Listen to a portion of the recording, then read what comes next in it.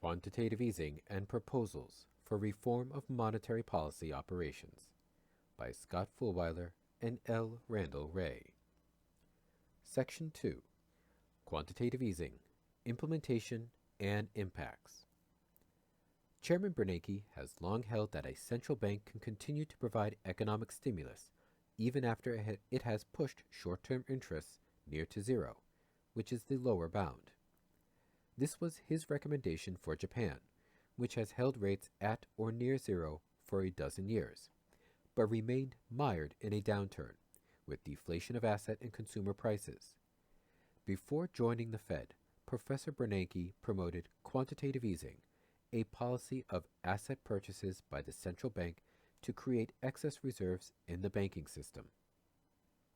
Since excess reserves earn little or no interest, banks would be induced to make loans to earn more interest. This would, he argued, encourage spending to create the stimulus required for growth and job creation. After the Fed had pushed the Fed funds rate target close to zero, 0 to 25 basis points in December 2008, it began to pursue its first phase of quantitative easing, QE1, a new phase of monetary policy distinct from credit easing that had characterized the period immediately following the crisis. In March 2009, it announced plans to increase its total purchases to $1.75 trillion.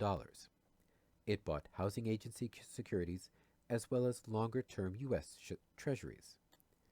These purchases generally replaced the assets acquired. These purchases generally replaced the assets acquired from standing facilities implemented during credit easing, as most of the credits were wound down and sustained the more than doubling of the Fed's balance sheet that occurred under credit easing. See figures 9 and 10 in the appendix for growth of Fed's balance sheet. By March 2010, it had bought more than a fifth of the outstanding stock of longer-term agency debt, fixed-rate agency mortgage-backed securities, and Treasury securities. Purchases were handled by the New York Fed, which hired external investment managers. BlackRock, Goldman Sachs, PIMCO, Wellington, and J.P. Morgan were hired to provide various services. Unlike typical open market operations, which are conducted to accommodate banks' desired reserve balances at the Fed's target rate while minimizing impacts on the prices and yields of the assets purchased, QE1 was designed to lower yields on longer-term assets. The goal is similar to that of Operation Twist from the early 1960s. Lower the long-term interest rate relative to the short-term rate, which was already near zero when QE1 began. According to a detailed staff study by the Federal Reserve Bank of New York, the Fed's $1.75 trillion purchases lowered the term premium by as much as 52 basis points. That is half a percentage point. Using alternative methodologies, the estimation reduction falls within a range of 38 to 82 basis points. Chairman Bernanke has recently announced that a new round of quantitative easing, QE2, will purchase an additional $600 billion of treasuries. A recent study by James Hamilton and Jing Wu, 2010, found that $400 billion of Fed purchases of treasuries could reduce longer-term maturities by up to 14 basis points. Extrapolating from this, long-term treasury rates may be expected to fall by up to 21 basis points. Extrapolating from the New York Fed's study, QE2 could be expected to lower long-term treasury yields by about 18 basis points from current levels. However, impacts on interest rates on private debt resulting from QE2 will probably be less than either of these estimates because, unlike QE1, the Fed does not plan to buy mortgage-related debt, focusing instead on government debt. Hence, we expect longer-term rates on private borrowing, such as fixed-rate mortgages, to fall by less than the 18 to 21 basis points that Treasury rates may be expected to fall. While some believe that QE works by filling banks with more reserves than they want to hold, encouraging them to lend out the excess. That is clearly mistaken. First, banks do not and cannot lend reserves. Reserves are like a bank's checking account at the Fed, and it can lend them only to another institution that is allowed to hold reserves at the Fed. Banks do lend reserves to one another in the Fed funds market, but since banks already have more than $1 trillion in excess reserves, there is no need to give them more in order to encourage them to lend to one another. The other fallacious argument is that banks need excess reserves to induce them to make loans to firms and households. There are three relevant arguments against this view. First, in normal times, banks make loans and then obtain the reserves that are required for clearing or to be held against deposits. They first go to the Fed funds market to borrow reserves. If there are no excess reserves in the system as a whole, this bids the Fed funds rate up. Because the Fed operates with a Fed funds target, it will intervene to supply the reserves banks want when the actual Fed funds rate exceeds the Fed's tolerance for deviation from its target. Second, given that banks already have $1 trillion of excess reserves, adding more reserves will not increase their inducement to make loans. If they want to make loans, they've got enough excess reserves to cover literally trillions of dollars of new loans and deposits. Instead, because banks don't need excess reserves to make loans, suggesting that more reserve balances cause banks to make more loans is functionally equivalent to suggesting more excess reserves causes banks to reduce lending standards. Finally, and this is a point to which we return below, the U.S. private sector is already suffering from excessive debt. Indeed, that was one of the factors that contributed to the crisis. It makes little sense to encourage more lending and borrowing in a condition of national over-indebtedness. Still others believe that the cash created by QE2 will create more spending. That is, as the Fed purchases treasuries from households or firms, these entities now have a deposit on the asset side of their balance sheets where the treasury security once was. Of course, any individual holding a treasury that wanted instead a deposit could sell the treasury security at any time, with or without QE2. The only difference is that with QE2, the treasury may be sold at a higher price. Further, anyone holding deposits is not necessarily going to spend them, even if they were previously holding treasuries. If one's retirement savings were suddenly held only as deposits, this obviously doesn't mean that he or she will now necessarily spend what had been retirement savings. Finally, as with bank reserves, deposits do not increase banks' abilities to create loans. A bank makes a loan by creating a demand deposit. A bank makes a loan by creating a demand deposit.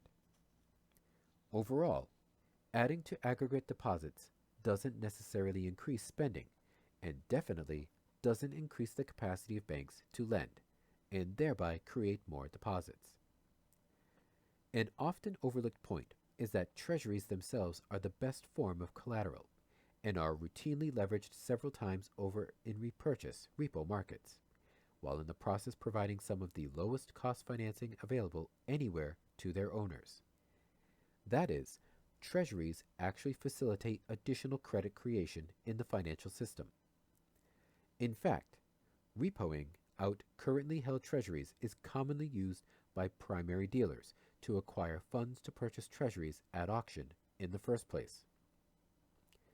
Note that the repo that finances the purchase of the treasuries itself creates the funds, and thus, again, the issuance of treasuries is not somehow reducing cash previously circulating in the private sector. Going in reverse order, the sale of treasuries by primary dealers to the Fed doesn't necessarily raise their cash, since these new balances will frequently be destroyed as they are used to reduce dealers' previously incurred liabilities in the banking sector. In sum, whether one wants to focus on the bank reserves or the deposits created by QE2, in either case, QE2 does not increase ability of banks to create loans or for the private sector to spend that did not exist before. In both cases, the effect of QE2 is to replace within private portfolios a longer dated treasury with shorter term investments, which on balance reduces income received by the private sector, as we explain below. Whether or not that would increase spending will depend on whether the private sector wishes to borrow more or to reduce saving out of current income, things they can do anyway with or without QE2. Again, it makes little sense to encourage households and firms to increase debt or to reduce saving within the current context of record private sector debt. If quantitative easing is to work, it is not through quantity, but rather through price effects.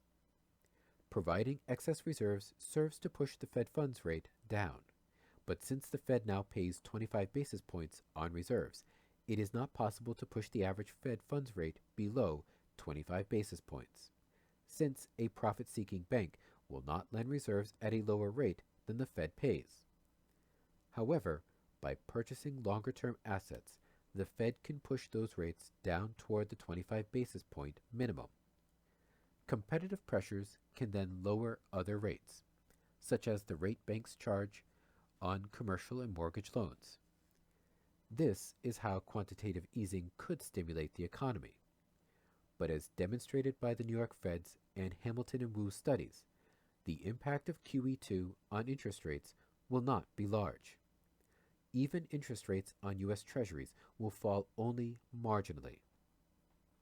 And if we presume that reduction of rates on long-term Treasuries by 18 to 21 basis points, based on above-cited studies, were to carry through to private lending rates, the impact on private spending would be trivial.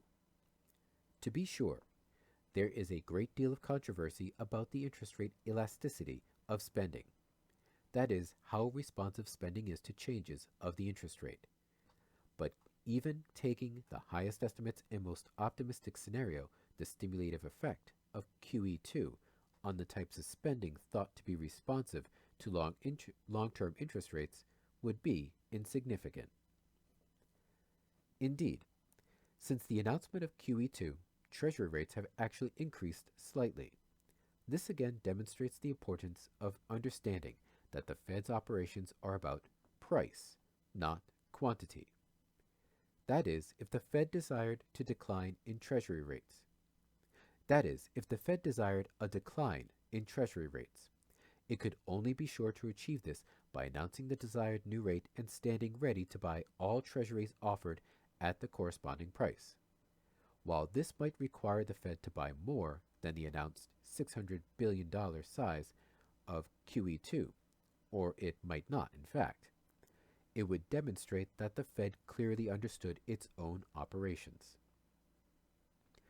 Announcing a quantity target, $600 billion, is not an effective way to lower yields because the Fed will pay a market-determined price to achieve that goal, and there is no guarantee that the market forces will lead to any reduction of yields with that particular quantity of treasuries purchased by the Fed. If the Fed instead announced a price target, corresponding, say, to a yield of 2% on 10-year bonds, the market would quickly move yields toward that target for the simple reason that it knows the Fed will be able to purchase enough treasuries to achieve the target. The Fed's operation of QE2 is similar to its earlier operation of credit easing during the liquidity crisis. It focused on the quantity of reserves to be supplied, for example, through auctions, rather than on the price, set a Fed funds target, and then lend without limit as a lender of last resort to all financial institutions at that rate.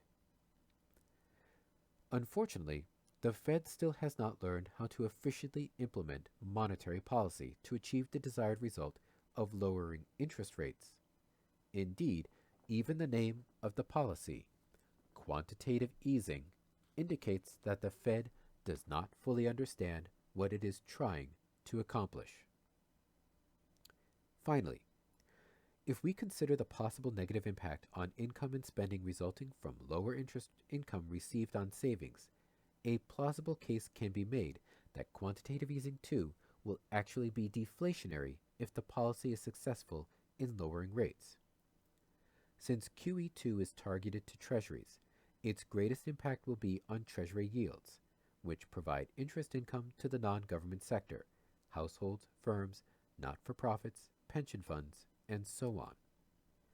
Yields are already unusually low, having fallen on average by nearly 5 percentage points at the shorter end of the yield curve and almost 2 percentage points at the longer end of the yield curve since the financial crisis began in August 2007. This has resulted in less consumption by those who rely on government interest payments, such as retirees. Lower interest rates in turn encourage savers to reduce consumption to the extent that they have targeted growth of savings for retirement, college funds for their children, and so on. In summary, it is probable that QE2 will not provide much economic stimulus. Indeed, we cannot be sure that QE2 will be stimulative at all, and there is even some possibility that it will reduce income and spending.